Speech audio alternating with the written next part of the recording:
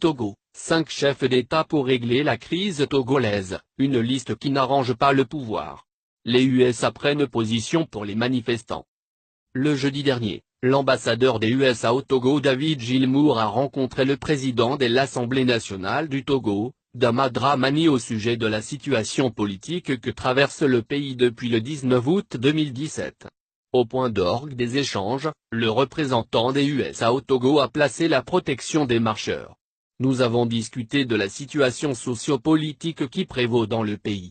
Nous avons discuté de la nécessité de préserver le droit de ceux qui veulent manifester de façon pacifique, a déclaré en substance le diplomate américain au sortir de l'audience, selon nos confrères du site corpsdiplomatictogo.com. Le carton jaune. En effet, il se trouve que c'est la première fois qu'une autorité américaine s'est prononcée publiquement depuis que la crise politique a monté d'un cran avec des manifestations simultanées dans plusieurs villes du Togo et même dans plusieurs pays où la communauté togolaise est présente. Au-delà du poliment diplomatique, il faut lire qu'à travers cette démarche c'est un carton jaune que les USA ont voulu clairement transmettre au pouvoir de Lomé suite aux répressions multiformes dont les manifestants de l'opposition ont été objets tant à Lomé qu'à l'intérieur du pays avec mort d'hommes et des réfugiés estimés à ce jour à plus de 300 du côté de Mango. La démarche du diplomate américain jeudi dernier est une prise de fait et cause pour les marcheurs pacifiques, autant de fois qu'ils veulent manifester.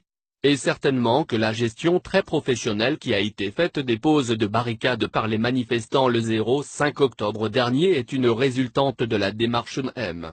Gilmour. Il est par ailleurs à souligner que déjà, le mardi 3 octobre, une réunion s'est tenue au ministère de la Sécurité entre les chefs corps de la sécurité, le ministre Yark entouré d'autres de ses collègues et les responsables d'associations de défense des droits humains ainsi que des responsables de médias sur la gestion des manifestations publiques. Certains observateurs tarent entre l'ambassadeur et le président du Parlement. Qui plus est, il est à remarquer que c'est par le canal du site de l'ambassade des USA qu'a été rendu public le communiqué du 22 septembre 2017 où le groupe des 5 appelait au dialogue pour opérer les réformes.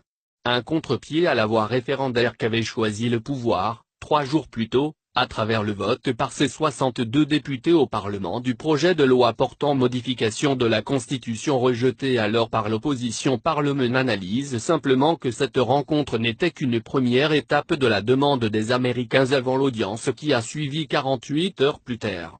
Des faits qui doivent suffisamment éclairer sur la position des partenaires occidentaux vis-à-vis du bras de fer entre la rue qui réclame la Constitution de 1992 et la voie référendaire sur laquelle fonce le pouvoir. L'ONU met sa cerise.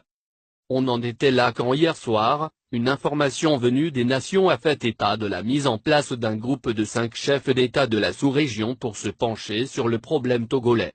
Désigné par le secrétaire général de l'ONU, Antonio Guterres, il s'agit des présidents du Bénin, Patrice Talon, du Burkina Faso, Roch Marc Christian Kaboré, du Ghana, Nana Akufo-Addo, de la Côte d'Ivoire, Alassane Ouattara et du Niger, Mahamadou Issoufou. Cette mission de haut niveau a pour objectif selon une source, de rencontrer les acteurs de la scène socio-politique togolaise, le gouvernement, les responsables de l'opposition et du parti au pouvoir, ainsi que des dirigeants d'organisations de la société civile et les ambassadeurs accrédités au Togo. Il s'agit pour eux, de rapprocher les points de vue qui sont, pour leurs divergents, sur le processus de mise en œuvre des réformes constitutionnelles. Au même moment, qu'on annonçait cette mission, le gouvernement togolais qui a déjà annulé 2 semaines plus tôt une mission de l'Organisation internationale de la francophonie, OFF, sur la crise actuelle, a décidé de fermer, pour une seconde fois, la porte à cette même mission, juste pour des raisons d'agenda et de délai. Une réaction qui dit tout sur la tendance que prend l'évolution des événements depuis 48 heures sur le plan diplomatique. Il va de soi que tel que le cliché se présente, rien n'est aujourd'hui à l'avantage du pouvoir de Lomé et pour cause.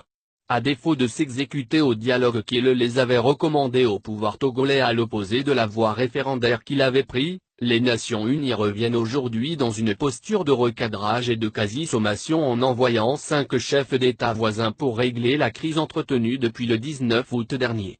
Et la liste des chefs d'État telle que conçue n'arrange aucunement le régime de Lomé. En ce sens que, 4 des 5 chefs d'État sont des produits de l'alternance pacifique au terme d'élections à 2 tours. Qui plus est, leur récent passé les éloigne tant du profil que présente aujourd'hui le pouvoir togolais.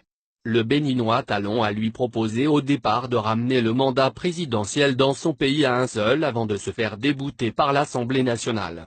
Le Burkinabé Marc Kaboré est quant à lui, le champion d'un scénario un peu comme ce qui se passe actuellement à Lomé et qui a abouti au renversement d'un régime qui avait la même allure que le régime de Lomé. Quant au Ghanéen, Nana Akufo-Addo, le problème de la Volta-Région et les afférents l'ont suffisamment mis en faïence avec les autorités de Lomé. Le Nigérien Mahamadou Issoufou depuis le dégommage de Compaoré, est devenu le bras opérateur de la France dans la sous-région. Et ceci étant, on ne peut attendre grand secours de sa part en faveur du pouvoir togolais, tant la France, à travers les médias du groupe France Média Monde, a suffisamment murmuré sa position sur la crise actuelle au Togo depuis.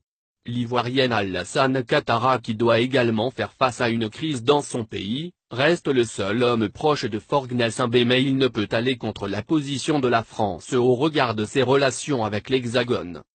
Conclusion, les choses se coincent pour le régime de Lomé qui se retrouve avec une infime marge sur le plan diplomatique.